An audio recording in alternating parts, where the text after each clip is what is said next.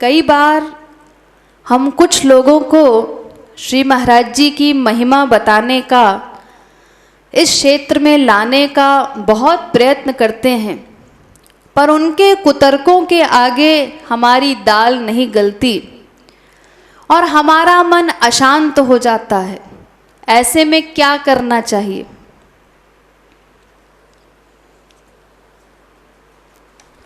जो घोर कुतर्की लोग हैं उनके विषय में कहा गया है, मूरख हृदय न चेत यदि गुरु मिलहि विरंचि सम। कि जो मूर्ख व्यक्ति है, जड़मती है, कुतर्की है, उसके लिए अगर ब्रह्मा भी, स्वयं ब्रह्मा भी गुरु बनकर के आ जाए तो मूर्ख हृदय न चेत, उसके अज्ञान को मिटा नहीं सकते, उसको कुछ समझा नहीं सकते।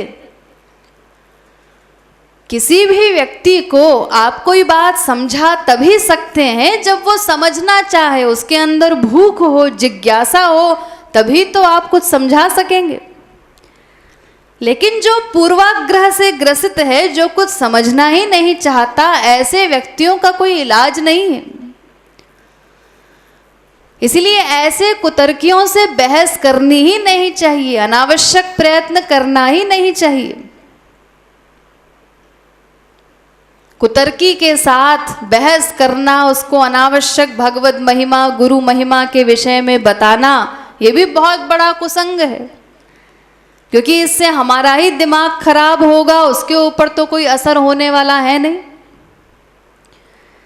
इसीलिए ऐसे लोगों को उनके हाल पर छोड़ देना चाहिए, हमें प्रयास करने की आवश्यकता नहीं है।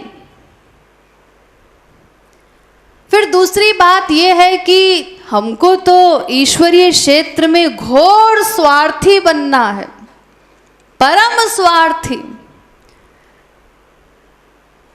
एक एक क्षण को हमें अपने कल्याण में ही लगाना है, अपने सुधार पर ही हमको ध्यान देना है। सारी दुनिया को हम अपने अकॉर्डिंग नहीं बना सकते, अपने अनुसार बदल नहीं सकते। भगवान और महापुरुष जब हार के चले जाते हैं, वो नहीं समझा पाते, तो फिर हम किस खेत की मूली हैं। इसीलिए उनको, उनकी स्थिति को दयनीय मान करके कि ये बेचारे अभी भगवत कृपा से, गुरु कृपा से रहित हैं, इसीलिए ऐसी इनकी दशा है, इसीलिए कुछ सुनना नहीं चाहते, कोई बात नहीं, उनको उनके हाल पर छोड़ दीजिए।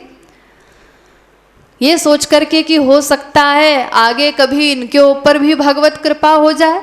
किसी का एक पल का भी कोई ठिकाना तो है नहीं कि आगे वो क्या करेगा। हो सकता है कभी इसके ऊपर भी भगवत कृपा हो जाए और ये हमसे भी आगे निकल जाए। बड़े बड़े नास्तिक परम आस्तिक बन जाते हैं एक क्षण में। इसीलिए न तो हमें उस समय अपनी स्थिति का अहंकार करना चाहिए कि इससे तो मैं बहुत अच्छा हूं, क्योंकि अगर अहंकार आया तो फिर किसी भी क्षण हमारा पतन होने में भी देर नहीं लगेगी। एक क्षण में पतन हो जाता है बड़े बड़े साधकों का। वो कितनी ही गुरु शरणागति की बड़ी बड़ी बातें करें, भगवत प्रेम की, लेकिन एक क्षण भी नहीं लगता पतन होने में। भावोप्य भाव मायाति कृष्ण प्रेष्ठा पराधतः।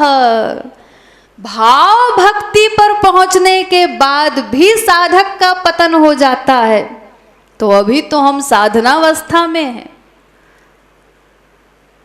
भगवत प्राप्ति से पहले कोई चैलेंज नहीं कर सकता कि मेरा पतन नहीं होगा। और जब पतन हो जाता है तो उस व्यक्ति को पता भी नहीं चलता।